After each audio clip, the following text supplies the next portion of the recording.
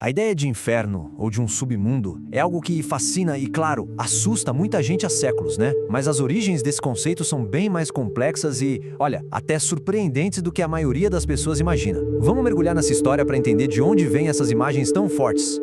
Para pensar um pouquinho. Quando se fala em inferno, o que vem à mente? Poços de fogo, demônios, talvez até aqueles níveis diferentes de castigo para cada tipo de pecado, certo? É uma imagem super detalhada, super vívida, que está em todo lugar da nossa cultura. Mas de onde isso tudo realmente saiu? E aqui já vem a primeira grande surpresa. Toda essa arquitetura do inferno que a gente conhece com todos os detalhes não foi tirada diretamente das escrituras sagradas. A principal fonte, na verdade, é uma obra-prima da literatura. Então vamos começar por aqui, pela visão mais famosa e, sem dúvida, mais influente do submundo. Uma visão que foi criada por um poeta italiano, Dante Alighieri, na sua obra gigantesca A Divina Comédia.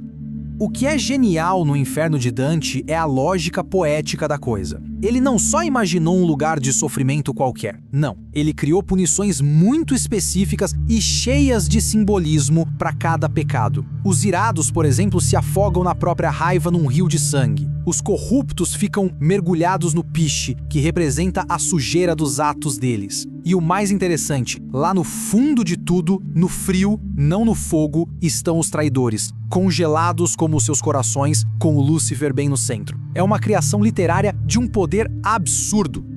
E este é o ponto-chave. Como essa fonte nos lembra, essa estrutura toda detalhada, quase um mapa arquitetônico, é uma invenção poética que acabou moldando, e muito, a cultura do Ocidente. É fundamental saber separar essa visão da literatura dos textos teológicos originais. Bom, isso nos leva a uma questão bem mais profunda.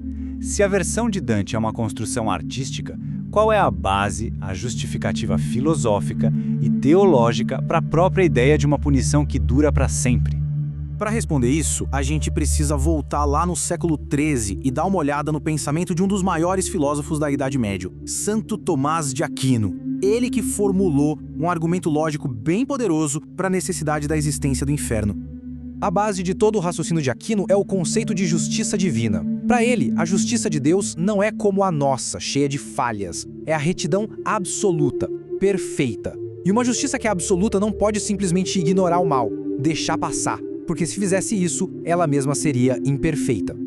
Ok, vamos quebrar esse argumento passo a passo para ficar mais claro. Aquino começa observando o nosso mundo. A gente vê que existem coisas mais boas ou mais justas que outras. Isso sugere que deve existir um padrão máximo, um maximamente perfeito. E esse máximo, para ele, é Deus. Bom, se Deus é a perfeição máxima, a justiça dele também tem que ser perfeita, absoluta.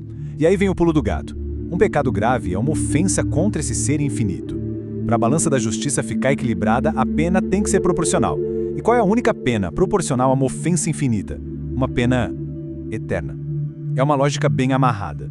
Agora, dentro dessa ideia de punição, tem mais uma camada de complexidade na teologia cristã. A de que nem todos os castigos no inferno são iguais. A justiça divina também seria, nesse caso, proporcional. Este slide aqui mostra bem essa diferença. Uma visão mais simples seria imaginar o inferno como um lugar onde todo mundo sofre igual e pronto, acabou. Mas muitas interpretações defendem um castigo proporcional, em que a pena é ajustada, calculada de acordo com a vida e as ações de cada pessoa. E como essa proporção seria decidida? As fontes indicam que a justiça divina levaria em conta 3 fatores. Primeiro, a gravidade do pecado em si.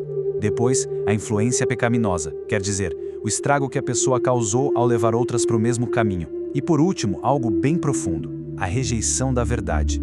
A ideia aqui é que quanto mais luz, mais conhecimento a pessoa teve e mesmo assim escolheu ignorar, mais severo seria o seu julgamento. Mas essa ideia de punição eterna não é a única que existe. Vamos agora mudar completamente o foco e conhecer uma visão teológica muito diferente do pós-vida, que vem do judaísmo e que desafia essa noção de um castigo sem fim. Olha, o contraste aqui é gritante. Enquanto o inferno cristão tradicional é visto como eterno e focado em punir, o Gehenom, no pensamento judaico, é um processo temporário. O propósito não é a condenação, mas sim a purificação. É como um lugar onde a alma é limpa das suas falhas para que depois possa seguir em frente. A finalidade é a restauração, não uma retribuição que nunca acaba. Então, quando a gente junta todas essas peças, começa a perceber que a ideia de um submundo não é uma coisa só. É um mosaico bem complexo feito de várias visões e conceitos diferentes. Então, o ponto crucial é este. O que a gente chama de inferno é, na verdade, uma construção cultural. É uma tapeçaria tecida com os fios da imaginação poética de Dante, da lógica rigorosa de Tomás de Aquino e de outras tantas interpretações teológicas como a visão purificadora do Guérenon. Não existe uma única fonte, mas uma mistura de muitas ideias. Isso tudo deixa a gente com uma reflexão final. Se o inferno é uma construção moldada pela literatura, pela filosofia, pela teologia, o que essa própria construção diz sobre nós? O que a necessidade de imaginar um lugar assim revela sobre o nosso desejo por justiça, sobre os nossos medos das consequências dos nossos atos e sobre o nosso jeito complicado de entender a misericórdia? É uma pergunta que vai muito além da teologia e toca no coração do que é ser humano.